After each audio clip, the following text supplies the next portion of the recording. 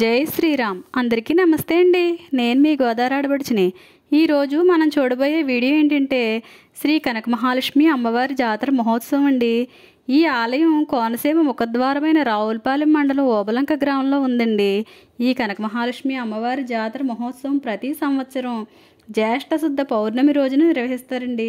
అలాగే ఈ మహోత్సవానికి 15 రోజుల ముందు అంటే జ్యేష్ఠ శుద్ధ పాడ్యమి రోజున అమ్మవారికి మేలుకొలుపు సేవ చేస్తారండి. ఈ కనక మహాలక్ష్మి అమ్మవారి ప్రతిరూపమైన తల్లిగరగను తీసుకుని గ్రామం అంతా ఊరేగిస్తారండి.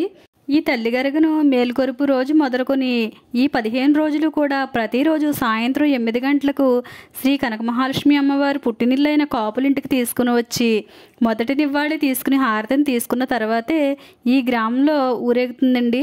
ఈ గ్రామంలో ఉన్నవారు కూడా ఈ 15 రోజులు అమ్మవారికి నివ్వాళ్ళు అందిస్తూ ఉంటారండి. ఇలా 15 రోజులు పూర్తయ్యాక పౌర్ణమికి ముందు రోజు రాత్రి అమ్మవారి జాతరను మొదలు పెడతారండి. జ్యేష్ఠ శుద్ధ పౌర్ణమికి ముందు రోజు రాత్రి గ్రామంలో వారంతా వారి పిల్లల చేత అమ్మవారికి డీటీలు వేస్తారండి. అదేనండి, కొంతమంది వీటిని కాగడాలని కూడా అంటారండి.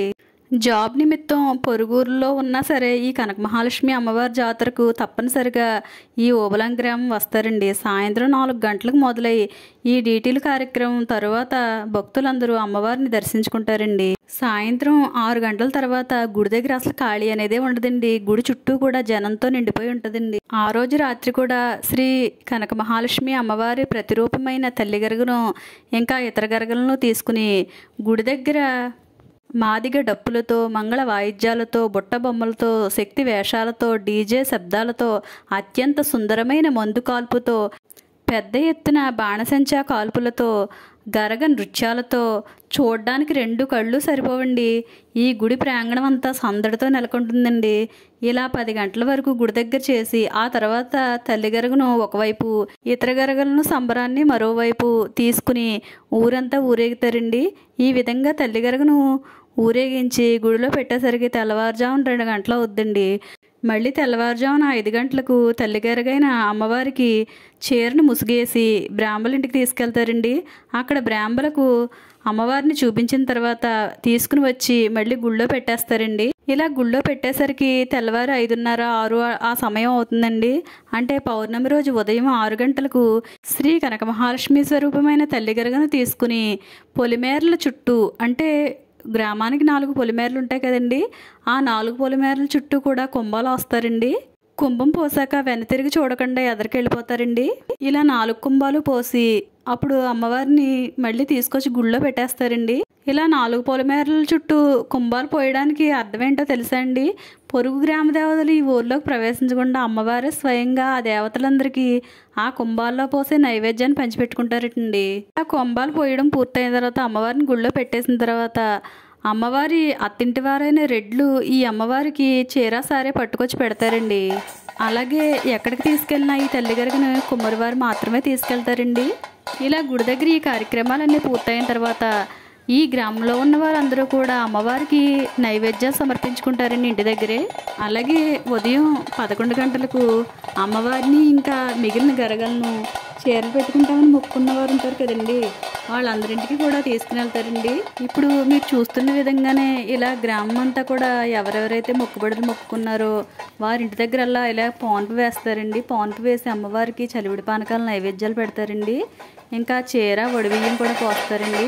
ఇలా అమ్మవారికి మొక్కుబడులు తీరిన తర్వాత బయటకు తీసుకొచ్చిన తర్వాత అమ్మవారి చేత బుక్క జిమ్మించుకుంటారండి. ఇప్పుడు మీరు చూస్తున్నారు కదండి, ఇదే విధంగా ఇప్పుడు మీరు చూసేది సిరిబొమ్మను కొట్టే కార్యక్రమం అండి. ఈ కార్యక్రమాన్ని ఈ గ్రామంలో ఉన్న రాజులు నిర్వహిస్తారండి. ఈ గ్రామంలోకి ఎటువంటి అంటువ్యాధులు కానీ రోగాలు కానీ రాకుండా ఉండాలని ఈ సిరిబొమ్మని ఇలా తిప్పుతూ ఈ సిరిబొమ్మని అరటిపళ్ళతో కొడుతూ ఉంటారండి. ఈ జాతరలో ఈ సిరిబొమ్మను కొట్టే సంప్రదాయం చాలా ఉత్సాహంగా జరుగుద్దండి. చిన్న పెద్ద అని తేడా లేకుండా అందరూ కూడా ఈ సిరిబొమ్మను కొట్టే కార్యక్రమంలో పాల్గొంటారండి. చాలా ఉత్సాహంగా ఉంటుందండి. అరటిపళ్ళతో ఈ సిరిబొమ్మను కొడుతూనే ఉంటారండి బాబు. ఈ కార్యక్రమం కనీసం 1-2 గంటలు జరుగుద్దండి బాబు. చూస్తున్నారా, అసలు ఖాళీ అనేదే లేదండి. కింద ప్లేస్ సరిపోక పక్కనున్న బిల్డింగుల మీద కూడా జనం నుంచుని చూస్తున్నారండి ఈ కార్యక్రమాన్ని. పిల్లలైతే చాలా ఉత్సాహంగా ఈ అరటిపళ్ళు ఇచ్చుకుని తెగ కొట్టేస్తున్నారండి బాబు ఈ సిరిబొమ్మని. ఇక్కడ పిల్లలు చూసారా, అరటిగెల పెట్టిన వెంటనే టపటపా అందరూ కూడా గెలంతా ఖాళీ చేసేసారండి. ఈ అరటిపళ్ళని తీసుకుని మళ్ళీ కొట్టడం స్టార్ట్ చేశారండి. గెల పెట్టడం సహా మొత్తం మూగిపోయి మొత్తం పీకేస్తున్నారండి. ఇలా అరటిపళ్ళతో కొట్టడం పిల్లలకి చాలా ఆనందంగా ఉన్నట్టుందండి. సిరిబొమ్మను కొట్టడం ఎలా ఉన్నా కూడా చుట్టుపక్కల ఉన్న వాళ్ళ మీద విసిరేస్తున్నారండి. అలాగే సిరిబొమ్మ కార్యక్రమం పూర్తయిన తర్వాత కూడా అమ్మవారిని దర్శనం చేసుకుంటూ ఉంటారండి. ప్రతి సంవత్సరం కూడా ఈ జాతరను ఇలాగే నిర్వహిస్తారండి.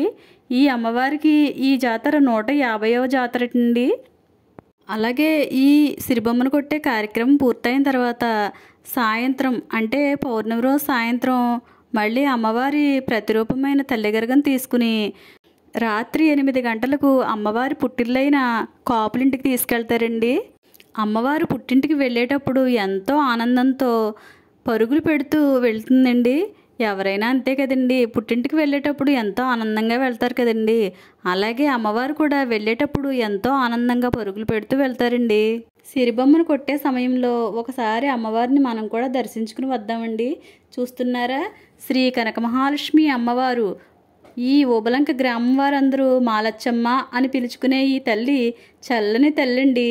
మహిళలకు పసుపు కుంకుమలు కాపాడే మాలచ్చమ్మ తల్లండి. బిడ్డలకు ఆయురారోగ్యాలు ప్రసాదించే కల్పవల్లండి ఈ మాలచ్చమ్మ దేవత. గ్రామదేవత అయిన శ్రీ కనకమహాలక్ష్మి అమ్మవారిని మనందరం కూడా దర్శించుకుని తరిందామండి. అలాగే ఈ అమ్మవారి ఆశీస్సులు మనందరి మీద ఉండాలని కోరుకుంటున్నానండి. ఇందాక చెప్పిన విధంగానే అమ్మవారిని సాయంత్రం 8 గంటలకు పుట్టింటికి తీసుకువెళ్తారండి. శ్రీ కనకమహాలక్ష్మి అమ్మవారికి పుట్టింటివారు పసుపు నీళ్లతో ఆహ్వానం పలుకుతారండి. అమ్మవారికి పాన్పు వేసి చీరను సమర్పించి వడిబియ్యం పోసి మంగళహారతులు ఇచ్చి అప్పుడు అమ్మవారిని సాగనంపుతారండి. ఆడవారందరూ కూడా పసుపు నీళ్లతో, మగవారందరూ కూడా చలివిడి పానకాలతో అమ్మవారి వెనకాల వస్తారండి. ఇలా అమ్మవారు ముందు బయలుదేరతారండి. అమ్మవారి వెనకాల వీరందరూ కూడా వస్తారండి. అమ్మవారు ముందుకి 1 అడుగు వేస్తే వెనకకు 10 అడుగులు వేస్తారండి. ఏ ఆడపిల్లైనా సరే పుట్టింటికి వచ్చిన తర్వాత వెళ్ళాలంటే బాధే కదండి.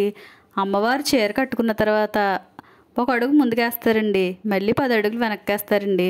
అలా ఆ పుట్టింటి వీధి దాటడానికి కనీసం 1 గంట అయినా పడుతుందండి.